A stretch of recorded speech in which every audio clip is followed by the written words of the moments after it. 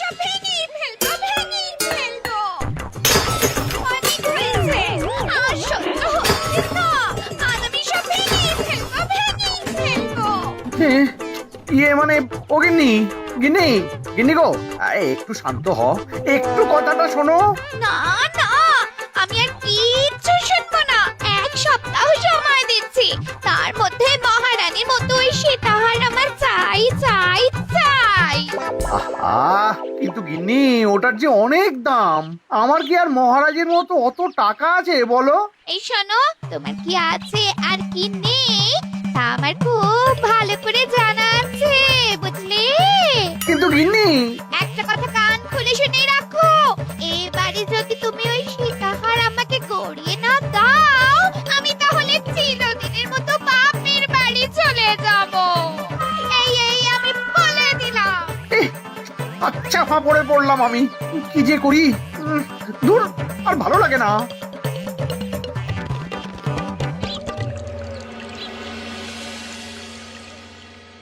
আজকে তোমাদের সকলের কাছে আমার একটা প্রশ্ন আছে। বলুন মহারাজ।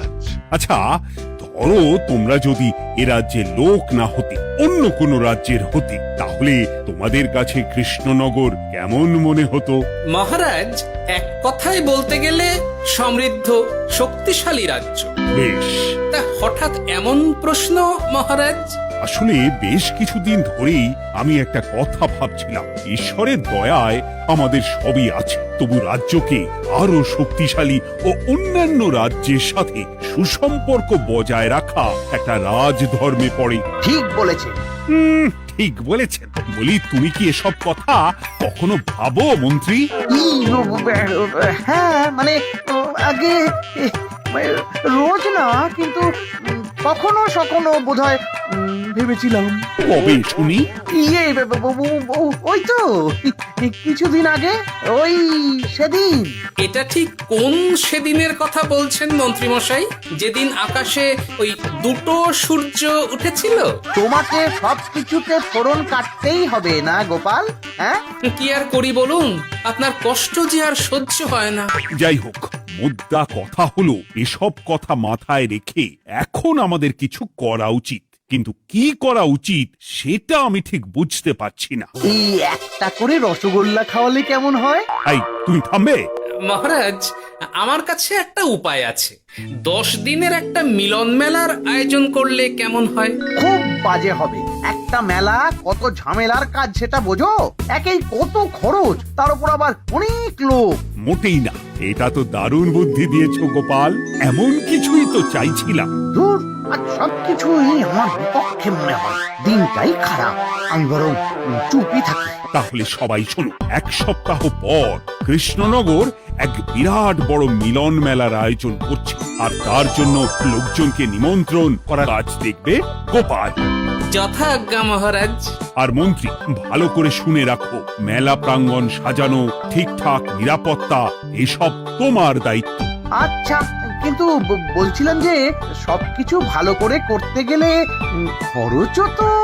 ওসব নিয়ে তোমাকে চিন্তা করতে হবে না। যত খরচই হোক আমাকে বলো, আমি দেব। আরে বাস, তো দারুণ ব্যাপার।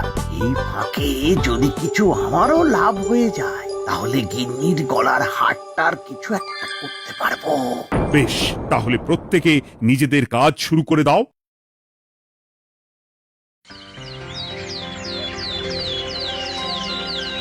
শোনো শোনো শোনো, 1 সপ্তাহ পর কৃষ্ণনগর মেলা প্রাঙ্গণে অনুষ্ঠিত হতে চলেছে 10 দিন ব্যাপী মিলন মেলা।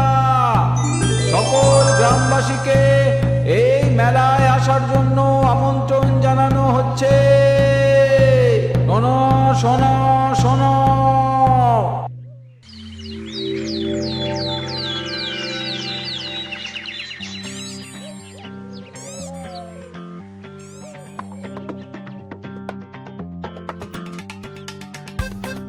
বাহ বাহ বাহ, ঠিক যেমনটা চেয়েছিলাম তেমনটাই হয়েছে।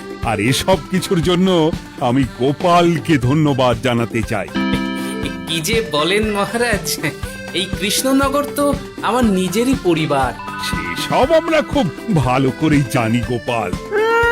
আদিক্ষেতা একেবারে উতলে পড়ছে, এসব দেখে গা জ্বলে যায়। তোমার এই এত ভালো বুদ্ধি দেওয়ার জন্য আমি তোমাকে 50টি স্বর্ণমোহর উপহার দিতে চাই। এটা কি হলো? এরকম হলে কিন্তু আমি খেলবো না। কেন মন্ত্রী, তোমার আবার কি হলো? আমিও তো মেলার আয়োজন করেছি, তাহলে গোপাল একা কেন উপহার পাবে? সে তো মেলার জন্য অনেকেই কাজ করেছে, কিন্তু আসল বুদ্ধিটা তো দিয়েছে গোপালই। মন্ত্রী মশাইয়ের বোধহয় খুব হিংসা হচ্ছে। ঠিক আছে মহারাজ, আপনি বরং এই উপহার সকলের সাথে ভাগ করে দিন। না গো, কোনো ভাগ চাই না, তোমার উপহার তুমিই রাখো। যত সব।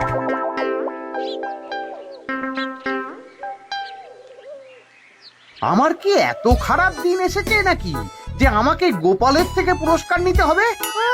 অনেক হয়েছে। না না না, এবার আমাকেই কিছু ভাবতে হবে মনে হচ্ছে।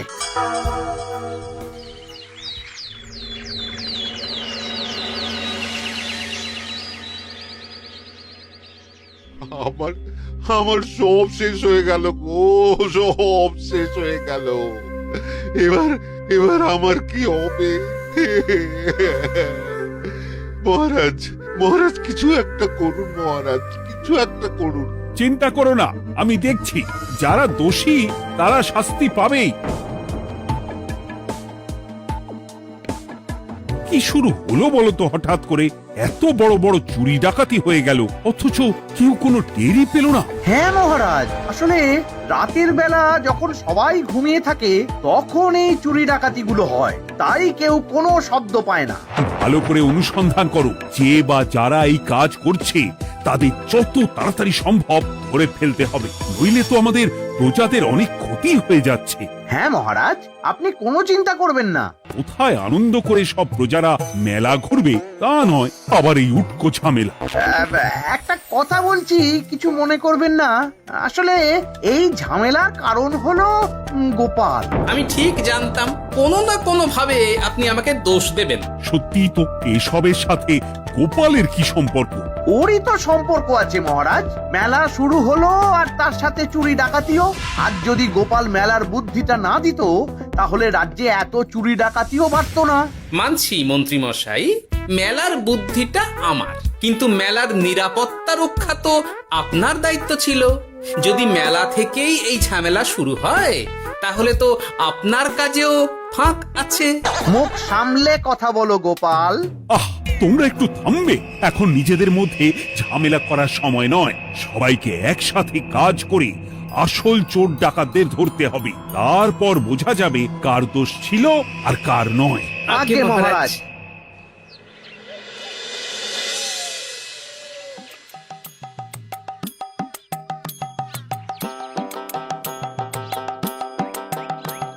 এই তো তুমি এসে গেছো। তাড়াতাড়ি মুখ হাত ধুয়ে বসো, তোমার জন্য একটা জিনিস এনেছি। বলো কি জিনিস? আরে আরে একটু অপেক্ষা করোই না, আমি আনছি। হ্যাঁ বেশ, আনো তাহলে। এই নাও, খাও। মিষ্টি দই। হ্যাঁ গো, খেয়ে দেখো তো কেমন। দারুণ সুন্দর স্বাদ তো গিন্নি। কোথা থেকে এনেছো? ভালো, মেলা থেকে এনেছি। ও জানো, বিনা পয়সায় গো। বিনা পয়সায়? তা কে দিল শুনি? আমি সুজন দইওয়ালা, বড় ভালো ছেলে। শুধু আজ নয়, ও রোজই মানুষকে ভালোবেসে না বিনা পয়সায় দই খাওয়ায়। হ্যাঁ বাবা, বেশ অবাক করা কাণ্ড। আসলে সুজনের দেশের বাড়িতে অনেক জমি জমা, গরু মোষ আছে। ও তাই বলে ওর টাকা পয়সার নাকি কোনো দরকার নেই, তাই ও বিনা পয়সায় খাওয়ায়। হ্যাঁ বুঝলাম। বাবা, খুব ঘুম পাচ্ছে এখন। ও গিন্নি, শোনো না, আমি বরং একটা ঘুম দিই এখন, বুঝলে? তুমি বরং বিকেলে আমায় একটু ডেকে দিও, ওর কাজ আছে। আচ্ছা বেশ। তোমাদের জন্য সেটাই ভালো, কারণ এমনিতেই মহারাজ চোর ডাকাত ধরার জন্য প্রহরীর ব্যবস্থা করছে পুরো রাজ্যে। না না না, সে নিয়ে আপনি চিন্তা করবেন না।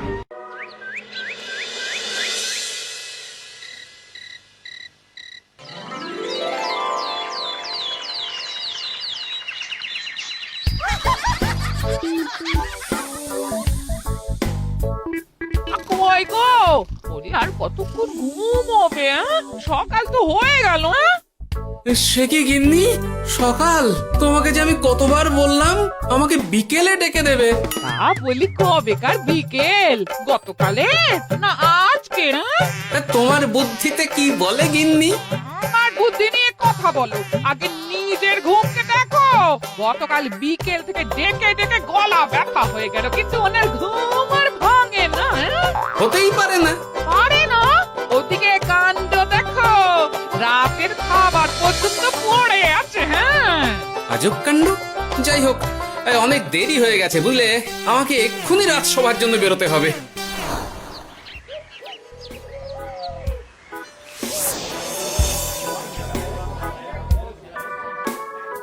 বাবা, এত ভিড় কি আছে এখানে? একটু কাছে গিয়ে দেখি তো। সত্যি সত্যি ভাই সুজন, তোমার হাতে জাদু আছে। এত সুন্দর মিষ্টি দই, এ স্বাদ ভোলার নয় ভাই। আচ্ছা, তাহলে এই হলো সুজন দইওয়ালা। ভালো মিষ্টি দই আছে, নেবে নাকি গো? পয়সা লাগবে না। জানি তো, সত্যি দারুণ স্বাদ এই দইয়ের। আমি খেয়েছি তো। তবে আজ নেব না গো, কাল এসে নিয়ে যাব। আচ্ছা আচ্ছা আচ্ছা।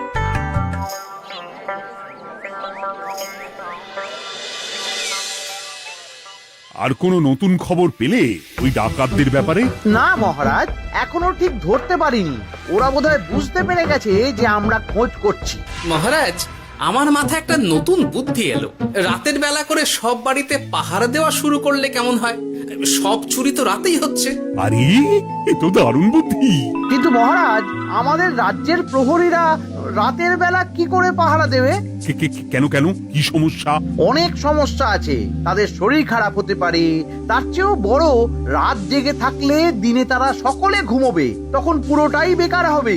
কিচ্ছু বেকার হবে না মন্ত্রী মশাই, আমাদের প্রচুর সেনা আছে, তাদের সকলকে দায়িত্ব ভাগ করে দিলেই হয়ে যাবে। তুমি বেশি বোঝো।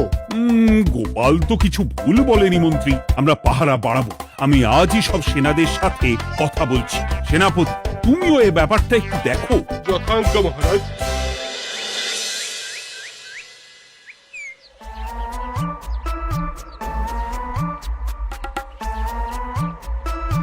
চোর ডাকাতদের ধরার জন্য যদি একটা সূত্রের হদিশ পাওয়া যায় তাহলেই কেল্লা ফতে, কিন্তু সেটাই পাওয়া যাচ্ছে না বলেই এত সময় লাগছে।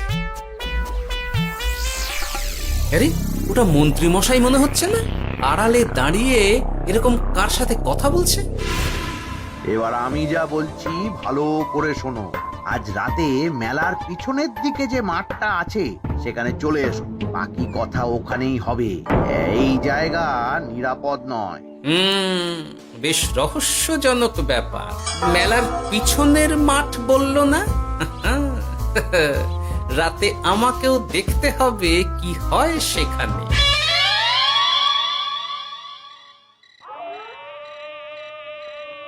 উফ, কি মশা রে বাবা! কখন থেকে দাঁড়িয়ে আছি, মন্ত্রী মশাইয়ের পাত্তা নেই কেন?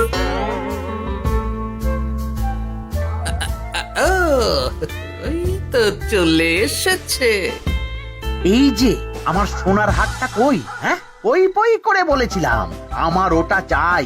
আগে কি আর বলি বলুন তো, ওই হাটটা আমাদের দলের প্রধানের খুব পছন্দ হয়ে গেছে, তাই কোনোভাবেই ওটা দিতে পারলাম না। কি এত বড় সাহস! আমার বলার পরেও তুমি এরকম করলে? বড় ভুল হয়ে গেছে মন্ত্রী মশাই, এবারের মতন ক্ষমা করে দিন, আর হবে না, এই কথা দিচ্ছি। তোমাদের জন্য সেটাই ভালো, কারণ এমনিতেই মহারাজ চোর ডাকাত ধরার জন্য প্রহরীর ব্যবস্থা করছে পুরো রাজ্যে। না না না, সে নিয়ে আপনি চিন্তা করবেন না। আমাদের ধরা পড়ার কোনো সুযোগই নেই, কারণ যে পরিমাণ ওষুধ আমি আমার দইতে মিশিয়ে দিই সেটা একবার যে খাবে মরার মতন ঘুমোবে। বাহ বাহ বাহ, সে তো খুব ভালো। করো করো। তার কোনো নতুন খবর পেলে? মেলা তো শেষের দিকে। হ্যাঁ পেয়েছি, পাশের গ্রামে বলরাম নামে এক বড় মহাজন আছে, পরশু তার মেয়ের বিশাল ধুমধাম করে বিয়ে। শেষ একটা বড় দান মারতে পারলেই আপনার আমার দুজনেরই শান্তি। আচ্ছা, এই ব্যাপার তাহলে এসব কিছুর পেছনে মন্ত্রী জড়িত। এইবার বুঝতে পারছি কেন রাতের পাহারাতে ওনার এত আপত্তি ছিল। কিন্তু ওই লোকটা কে? ঠিক আছে, এখন যাও, একটু সাবধানে কাজ করো আর আমার পাওনাটা ঠিকঠাক দিও, কেমন? সে কি সুজন দইওয়ালা? এবার আমার কাছে পুরো ব্যাপারটা পরিষ্কার হয়ে গেছে। না, কালই মহারাজকে সব জানাতে হবে, আর এদের হাতে নাতে ধরার জন্য একটা উপায় ভাবতে হবে।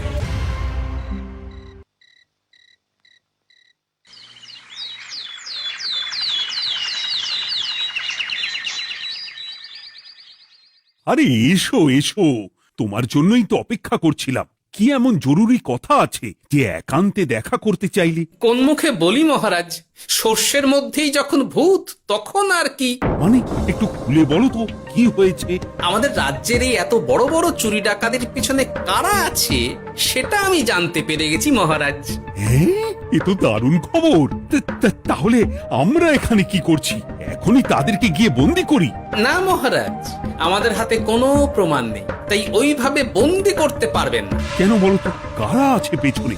সেটা আপনি নিজের চোখেই দেখে নেবেন পরে। তবে এটা জানিয়ে রাখি, আমাদের মন্ত্রী মশাইও যুক্ত আছেন। কি? আমাদের মন্ত্রী? এত বড় বিশ্বাসঘাতকতা! আমি এখনই নিজের হাতে ওকে বন্দি করতে চাই।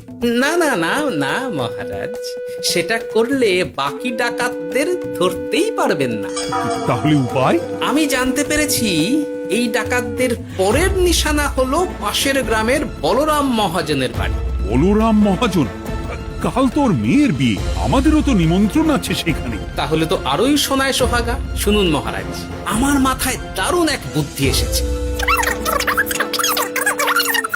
সে কি?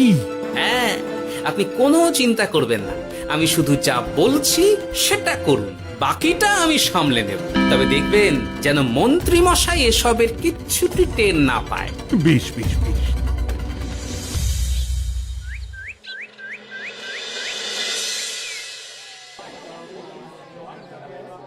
আর তো কিছুক্ষণ, এরপরেই তো সন্ধে নামবে। তোমার সবকিছু তৈরি তো? হ্যাঁ মহারাজ।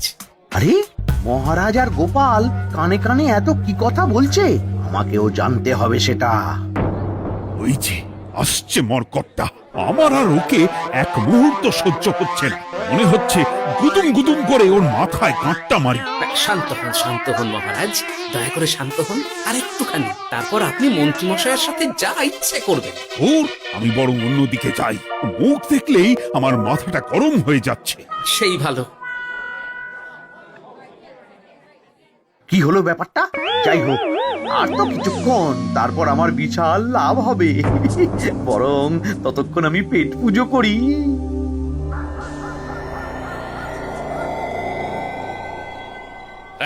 যা যা দামি জিনিস আছে সব দিয়ে দে। এই তো খেলা শুরু। এবার আর আমায় পায় কে? ও বাবা, এরা আবার কারা? সত্যি গোপাল দারুণ চাল চেলেছে। এই তোমরা এখানে কি করতে এসেছো? কেন, তোমরা যা করতে এসেছো? ডাকাতি? এমন তো কোনো কথা ছিল না। কার দলের লোক তোমরা? মন্ত্রী মশাইয়ের দলের লোক। এই রে, কি বলছে সব? কোথায় কোথায়? এই এই মন্ত্রী মশাই, এই কি বলছে এরা? আপনি দু নৌকোয় পা দিয়ে চলছে, আমরা থাকতে আপনি আরো এক ডাকাতের দলের লোককে ডেকেছেন। কি মন্ত্রী? শেষে কিনা তুমি? কি খেয়েছে রে, আর বোধহয় বাঁচতে পারবো না। কই, চুপ কেন? বলুন, মন্ত্রী মশাই সোনার হার ডাকাতি করে আপনাকে দেওয়ার জন্য এখানে ডেকেছেন। কি সোনার হার? আমাকেও তো একই কথা বলেছে। আপনি আমাদের থেকে খবর নিয়ে অন্য দলকে কাজ দিয়েছেন। এই না না, মিথ্যে কথা। কিসের মিথ্যে? আপনি ছাড়া তো আর কেউ জানতো না এখানের কথা। না গো, আমি শুধু তোমাদেরকেই কাজ দিয়েছি একদম শুরু থেকে। আর কোনো ডাকাতের দলকে আমি চিনি না, আমি তো নিজেই প্রথম শুনছি। শুনছি। মন্ত্রী, লজ্জা করে না তোমার? তুমি আমার প্রজাদের এইভাবে ঠকাচ্ছিলে।